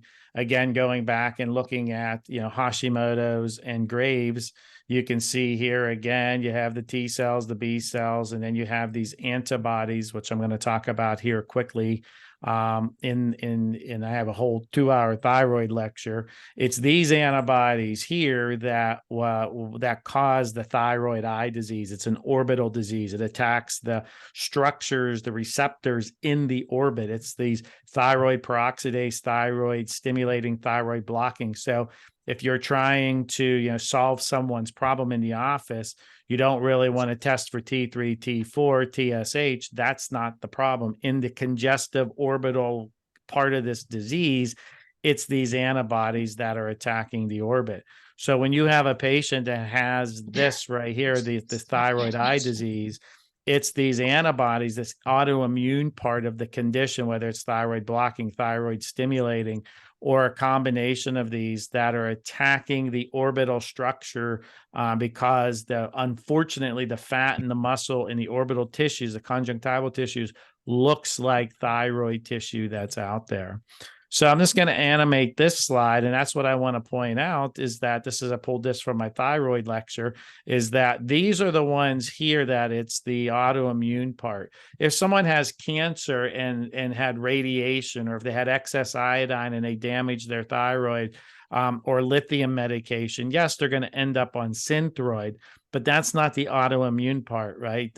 Maybe the cancer was the autoimmune part, but the cancer to the thyroid and then the radiation and then taking out the thyroid is what led to not being able to do T3, Those aren't the patient. When you talk about autoimmune Graves and autoimmune Hashimoto's, those are the antibodies that are out there. So what I want to point out is that, one of the clinical pearls that I want to point out for thyroid eye disease, if you want to refer for Tepezza, is just Google clinical activity score. Clinical activity score, this is 1 through 7. Inflammation of the caruncle is worth 1 point. If you start getting 2 or 3 points, pain, feeling behind the globe, pain on attempted gaze, eyelids, chemosis, you start getting 3 or 4. Now it's time to consider this biologic that's out there called Tepezza. And this gentleman here came in, and it's a gentleman, and it was older, and that's why he was missed. He came into the clinic, and you could see he's 7 for 7 when it comes in for his thyroid eye disease. Unfortunately, he came in a year before Tepezza was out, but if we applied this to here, he would be a great Tepezza candidate. In teprotumumab, again, the monoclonal antibody, part of this, you can see it's an orbital disease, the inflammation, you can see how it's targeting, but it's actually insulin growth factor 1 inhibitor here. And you can see it's actually attaching to this, but because of this beta arrestin and this thyroid stimulating, this is all kind of considered one. It's basically the Tepezza is attaching here, down regulating that inflammation. So here's the antibody, here's the thyroid stimulating, here comes in the savior Tepezza to really attach. It's that targeted side, and that's what we're doing with Tepezza. And there were great studies out that were out, the Optics and Optic X, and basically showing that the clinical activity score improved, proptosis improved, diplopia, and the quality of score was improved for this, and obviously it came to market. There's infusion reactions that occur. There's hypoglycemia, again, just because of how it's working on that insulin growth factor 1 receptor. You can get hyperglycemia. I'd rather have hyperglycemia than hypo because hypo kills, but we have hyperglycemia that's out there. And then there's, Tracy touched on this a little bit. We hear this a lot out there for other conditions, but it does have now an indication, an on-label indication, basically for posterior panuveitis, posterior uveitis. And I've actually had 2 patients now actually that did well. They had macular edema, this swelling in the back of the eye. We had no idea what it was. We got them over to the rheumatologist, and they were able to use Humira to treat their condition. But again, this is a big boy that's out there, and it really can affect the immune system. They had to go through a lot of testing before they could have that used. But I wanted to bring to it, if you have people that have that non-infectious intermediate posterior panuveitis with macular edema or not macular edema, remember to potentially use this medication. And again, Tracy touched on this earlier. When we're shutting down, these are more immunosuppressive rather than immunomodulatory. So you have to be careful that they don't have, active infection or TB, because it can come out on the patient because you're suppressing them. And this is what we were talking about earlier. This is just an example of, since then we have a biosimilar that came out. And again, it's similar to Humira. And it's just out on the market. Tracy, any comments on this biosimilar that you have? I think there are probably over 12 adalimumab biosimilars currently available. And notice the 4 letters. So the only way you'll be able to tell the difference is because those 4 letters would be different. They would all be adalimumab. And notice this one's just called Hadlima. So it's kind of like a brand name for a biosimilar. And this would just tell you what company, this BWWD would tell you which company it was from. And the reason why they exist, and this is what we've already said, you know, same type of thing I'm just showing you here for Humira, adalimumab, and Hadlima, adalimumab biosimilar, it's going to have the exact same warnings. Why use a biosimilar, or why even make them? Because they're you know, sometimes 1/10 of the cost of a biologic product. So it saves a lot of money for patients and companies. And this is that true black box that pops up on your screen whenever you prescribe this. Right, what the FDA deems as the highest potential adverse effect. And here's, you know, another one. Go ahead, Greg, sorry. Yeah, this is Actemra. You see it basically, you know, it's being sometimes touted for giant cell arteritis.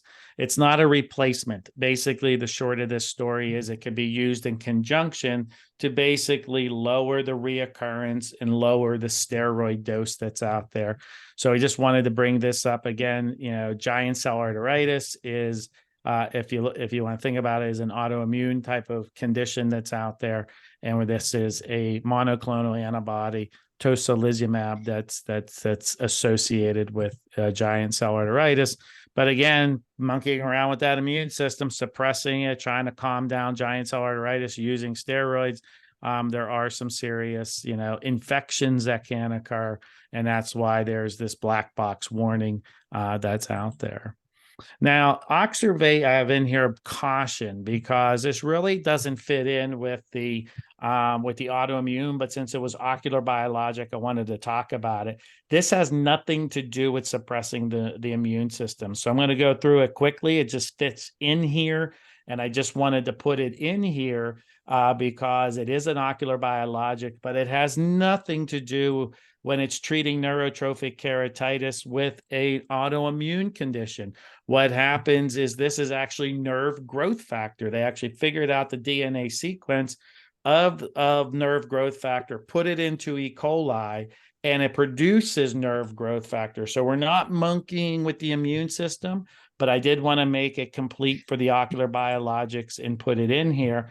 And the study conclusions were awesome, that it does completely resolve the neurotrophic keratitis in 72% of the people. And we get that 80% remained healed by the end of the first year. So I'm just going to go through this one quickly, because this is more autoimmune neurotrophic keratitis. Not really a lot of autoimmune related, if you want to say, that's out there. I will run a polling question here. I might skip through some of the polling questions to make sure that we finish up the lecture on time here. So which biologic has been used in eye care the longest? Is it oxyrvate? It is a biologic, but it's not suppressing the immune system. It's nerve growth factor. Tepezza, Actemra, Avastin, or you don't know, and that's why you're here. Mm-hmm.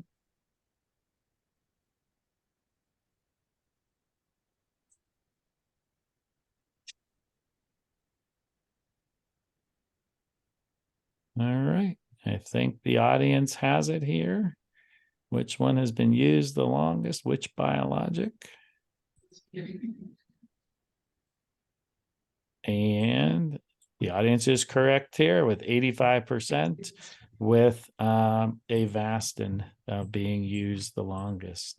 And that's, you know, treatments for, you know, choroidal neovascular membrane. This is kind of where it all started in the eye with the anti-VEGF injections. You have vasoendothelial growth factor that's leaking. So if we can inhibit it, you know, it's being overexpressed, right? The eye is in a hypoxic state. It's growing neovascularization, the process that's out there with macular degeneration. And then you get an overexpression of vasoendothelial growth factor. So now all we're doing is attaching a molecule to it to kind of make the vasoendothelial growth factor just not work anymore that's out there. So you have the current ones that are out there, and we're not going to turn this into a macular degeneration choroidal neovascular membrane treatment.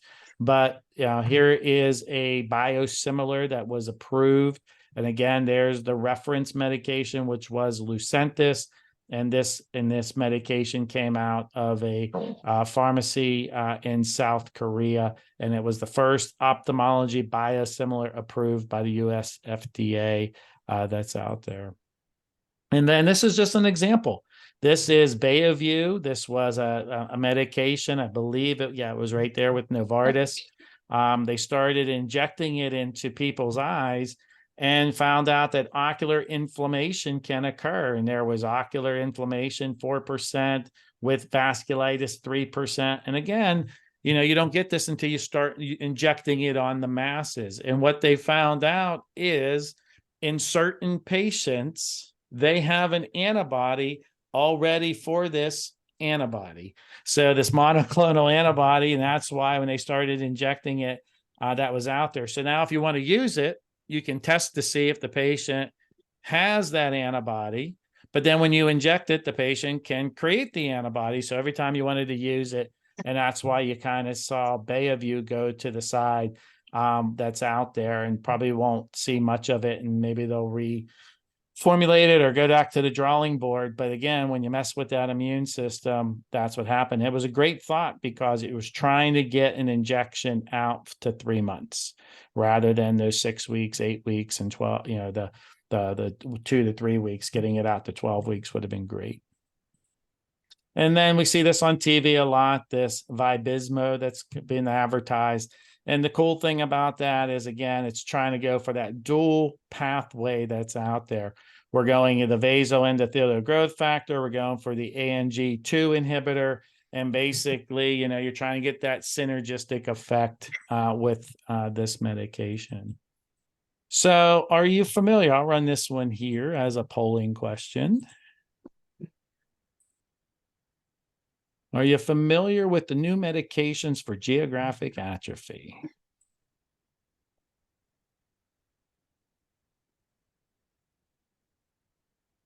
So we talked about wet macular degeneration. Are you familiar with the ones for, it must not be running. Let's see, relaunch the poll, relaunch. There we go.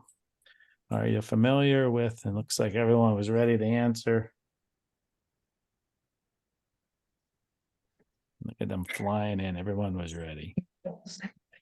Okay. So glad we're doing this because watch this answer. 53% are familiar and 47 are not. So almost a 50-50 split. So I'm glad we're doing this. All right. So geographic atrophy. Look at this. Treatments targeting the complement system. It's the immune system, right? Back to the immune system, the complement system. But these are not using biologics. This is not a biologic agent. Here's a patient of mine that this is, I could look and I got the date cut off, but this was recent, June 23rd. I think this was about a 3 or 4 year period. Black is bad. It's dead. This lighting up here, this kind of hyperfluorescence, this autofluorescence is where the atrophy is spreading into. And you can see the change over the years. This is geographic atrophy, not wet macular degeneration. This is the other eye, probably, or a different patient. Yet you can see here that we have some activity going on where it's lighting up, and you can see the geographic atrophy right beside the optic nerve. Going back to our immune system, we're going back to the complement. It's not the adaptive. We're not in the innate. We're now into the classical type of system, or the alternative, or the lectin pathway. And if you look to see here, macular degeneration, this is why I'm huge on getting beyond, lutein and zeaxanthin. It has to be more of a comprehensive formula. When we talk about where that genetic SNP is and all these complement factor H and AMD and genetic testing, it's down at the level of the RPE. This is where the genetic SNPs are. This is where the genes are ready to express. And that's why we want to sleep. We want to exercise. We want to eat right to try and stack the deck in the favor to prevent these genes from overexpressing. And that's why here you can see this overreaction of this immune system. That's nothing what a drusen is. It's an overreaction of the immune system. And if you do treat, I mean, getting some reversal in some patients, you could see the RPE scar here in reversing these drusen. And we know that this disease starts at the level of the RPE. So back to our patient here, we see that we have or back to our ninja nerd, we have the lectin type of and classic and alternative. And that's what Synfovre is. This came out, and Synfovre is by Apellis, and it's indicated for the treatment of geographic atrophy, and it inhibits the C3. You can see here, remember back on the Ninja Nerd, classic, lectin, alternative, you have C3 pretty high up into the pathway, and this is where this is inhibiting. And if you inhibit this, now you inhibit C3b, C5, C5a, C5b, and you start calming down inflammation, phagocytosis, and cell membrane destruction. And this is supposed to be science, fovea, and retina. That's how Synfovre came out. And these are injections for geographic atrophy. This is the one by Iveric Bio, kind of going after the same thing, the complement system, but it's a little bit lower down into the chain. And what happened is when they started injecting Synfovre, they started seeing some different side effects occurring, maybe because it was higher up in the chain, and because, when you start doing masses and play around with that immune system, you start getting some different side effects. So just pointing out again, macular degeneration is, in a sense, if you want to think of it as autoimmune, and they're using amptomers versus antibodies. And so these are not VEGF. So the Apellis and Iveric, the C3, C5, again, they're not going after the antibody type. They're using aptamers, which are, in a sense, more stable, easy to synthesize, smaller size and low on the immunogenicity. So basically, we're not monkeying with the immune system as much and creating all those different side effects that's out there. So I just wanted to kind of jump in here with some functional interventions, just kind of wrap up here the next 6 or 10 minutes here to talk about, the immune support and gut support that we have. And it goes back to, we have the immune system that's broken. How did it get broken? We talked about leaky gut. We have oxidative stress in the body. We do know that chronic low-grade inflammation creates these diabetes and diabetic retinopathy and cataracts and cardiovascular and cancer and macular degeneration. And we do know when we have chronic low-grade inflammation in the body, it can lead to all of these pulmonary cancers, Alzheimer's, and I'm going to highlight here the one that we were talking about tonight, autoimmune disease. So when you have chronic low-grade inflammation, it can happen. So I'm going to skip the polling question for time. Do you consider thyroid or thyroid eye disease an autoimmune disease? Yes, it's, those ones that we talked about, Graves' disease, Hashimoto's that's out there. Check this out with the relationship between the gastrointestinal health and micronutrient concentrations. And we're talking about 1 in 5 people with Hashimoto's has, this kind of gut issue, decreased iron, B12 that's happening, and thyroid nutrients, gastritis, irritable bowel, celiac disease. And maybe ways we can improve it is through probiotics and immunoglobulins. And the gut treatments improve thyroid health, that's out there. So the kind of that we wanted to get in and start talking about this, because I think this is one of optometry's, lasers and doing all this fun stuff. But I think that if we can get into gut and into nutrition, that's where we're going to be able to maybe be our next frontier. This was an MD that I listened to at A4M. I love listening to her. And she was talking about, phase 1, phase 2. And again, here's that oxidative stress that's out there creating that chronic inflammation. So have you heard that selenium, I'm going to skip the polling question, selenium and zinc are good for patients with thyroid. Most people have heard that. Oh yeah, I've got a thyroid condition. I'm going to take selenium and zinc. And it was really neat to hear her talk about, yes, selenium and zinc are super important. Whenever the thyroid gland creates the T4, selenium zinc is what converts over to the T3, and the T3 is what's used at the nucleus. But she went back and said, from a holistic purpose, well, that's great, but pituitary gland has thyroid stimulating hormone. The gland needs iron, iodine, tyrosine, zinc, B2, B3, B6, C, and D to produce the T4. So you need all of this to be able to take the T4 and selenium and zinc. So her point was, again, a full comprehensive type of multivitamin or comprehensive formula out there. And then once it gets to the cell nucleus needs zinc and iodine and selenium, vitamin A and B2 for the medication or for the T3 to work. So again, we can give Synthroid to a patient, but what about a good comprehensive nutraceutical that's out there? And that's what will help for the T3 and the T4. And we hear selenium and zinc, and her point was to use that. Her point was to do more of a comprehensive type of approach. So that's why, I use this in my office. I know Tracy has one in her pharmacy, and it's basically a 30-second scan to be able to tell the patient's nutrient level in the palm of their hand. It measures carotenoids. That's the biomarker. Yellow and blue make green.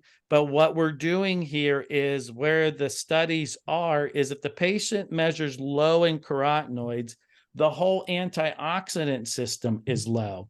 And that's if you use an MPOD and measure macular pigment in your office and they measure low, yes, they're low in carotenoids, but the test has shown that they're low in all the antioxidants. You could do it in the palm of your hand, a skin test. You could do a blood test and see what's going on. So in optometry, we sometimes misinterpret these MPODs and these skin tests, because what we're doing is then we want to replace with a carotenoid, which is not bad, but it's very limited. And that's why the functional medicine want to go after kind of more of a comprehensive type of approach here.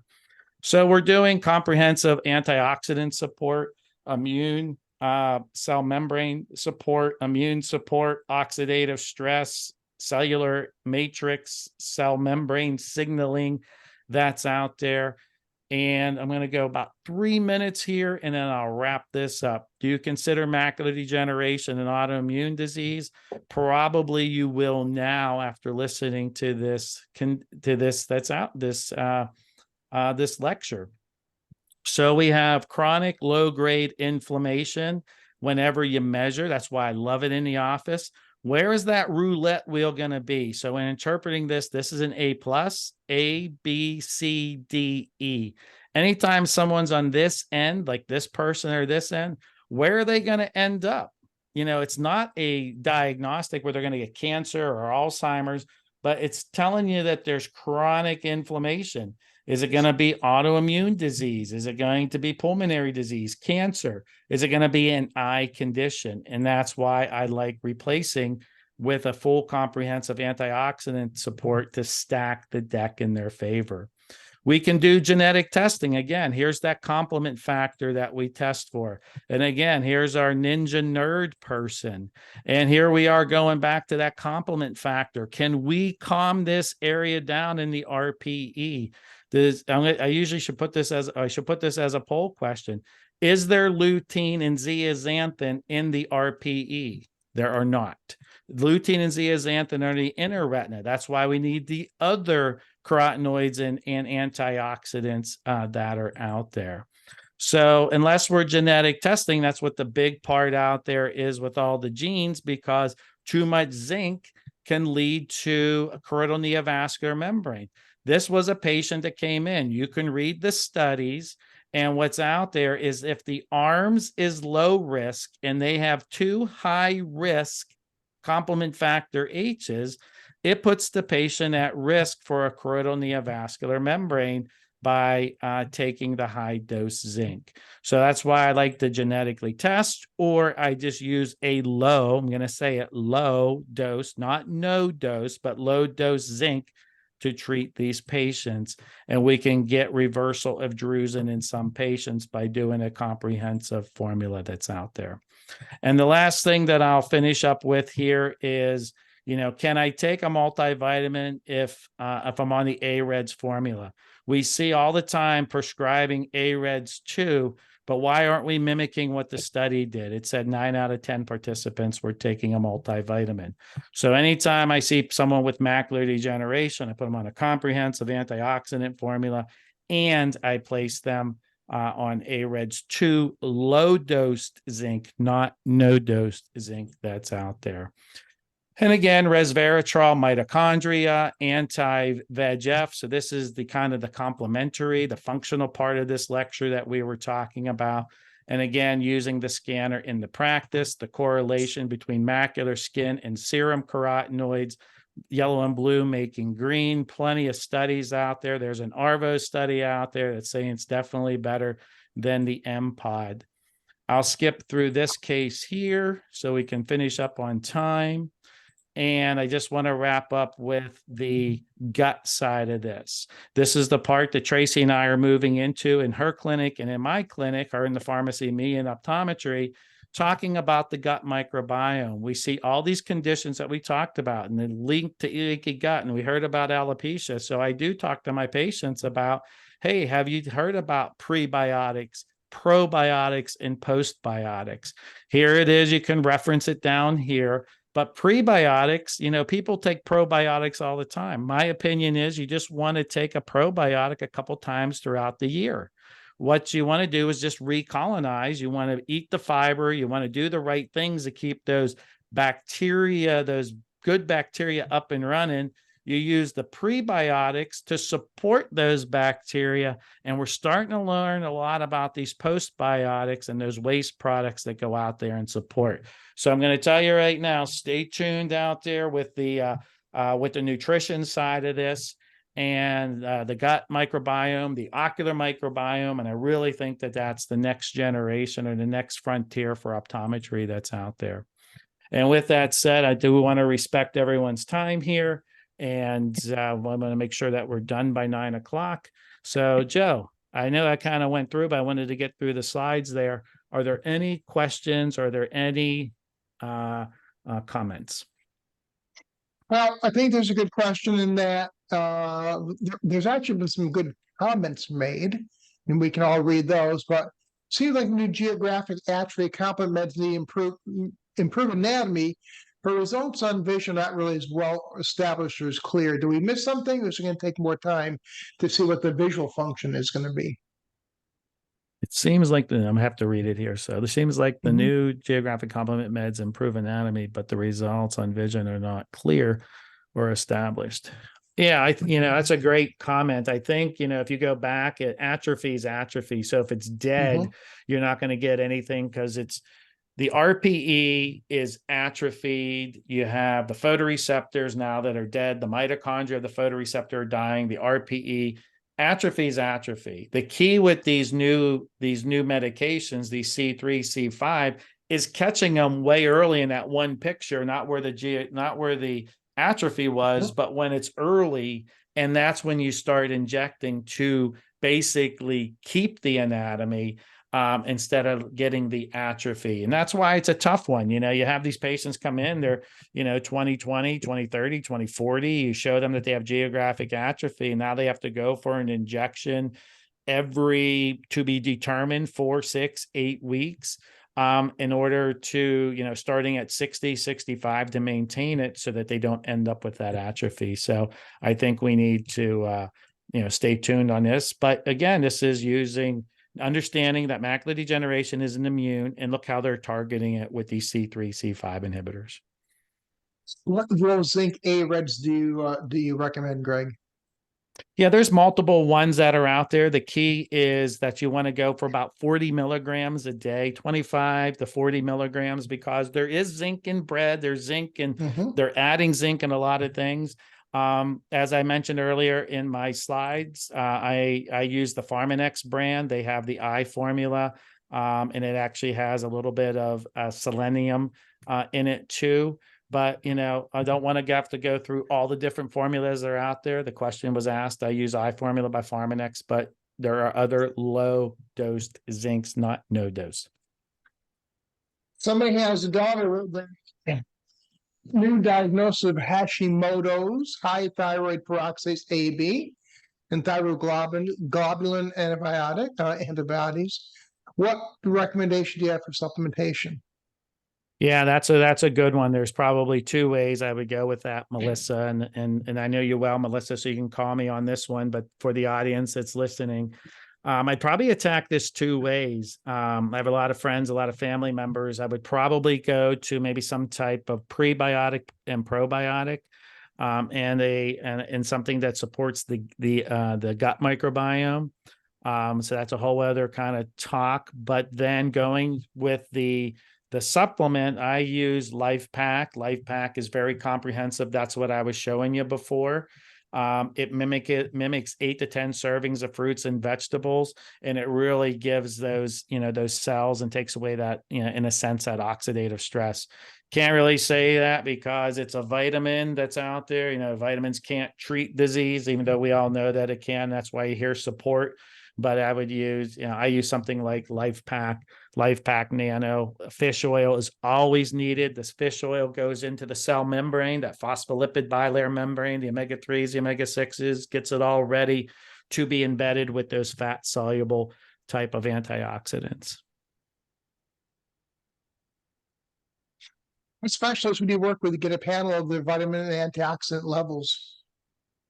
Yeah, you could probably just order that blood work yourself. I really don't get down into the nitty gritty, for that, because you can really start going down rabbit holes. Remember, vitamin A needs vitamin B, and vitamin B needs vitamin C. They all kind of work synergistically. That's why, like carotenoids, they need all the other polyphenols and flavonoids, and vitamin A, vitamin B, zinc, the minerals that are out there.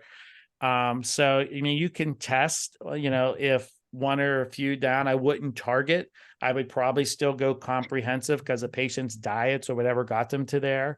So what I usually do is recommend kind of a full kind of A to Z polyphenols. And then once that's kind of all on board, then if we want to target, we can target if we feel we need to. So I usually don't do blood panels. That's why I love the scanner. The scanner gives me a 30-second scan, tells me where they are. If they're low, I start replenishing. That's the first step. And then if I want to target, we can target. I think there are a few other questions, Greg, but we are kind of past our time. Fish oil versus krill oil, any thoughts? I think we should wrap it up here, though. Yeah, I'll let Tracy kind of answer that. I'm kind of just make sure that it's, it's a good omega-3 that's on board, because we get plenty of 6s in our diet. They get thrown as being the bad boys. The body likes to be in homeostasis, so we get a lot of 6s, and they become pro-inflammatory because guess what? We're not eating the fish to balance it out. So they become the bad boys, but they're really not the bad boys because we're not getting the 3s. Tracy, do you have any comments on krill versus, whatever Non-krill. types of? Yeah, I think it's probably a bigger issue. I know there's some talk of krill oil in optometry very specifically, but I kind of agree with Greg. You just want a good brand, and we can certainly help you with that as well. Not every fish oil is created equal. Not every krill oil is created equal, but you just need that good omega-3 to essentially prepare the cell membrane for all of the good vitamins and minerals and cofactors to work together. So I don't get too hung up on the specific where it comes from, other than making sure that it is a sustainable product and that type of thing. So, shoot us an email, and we'd be glad to help with that.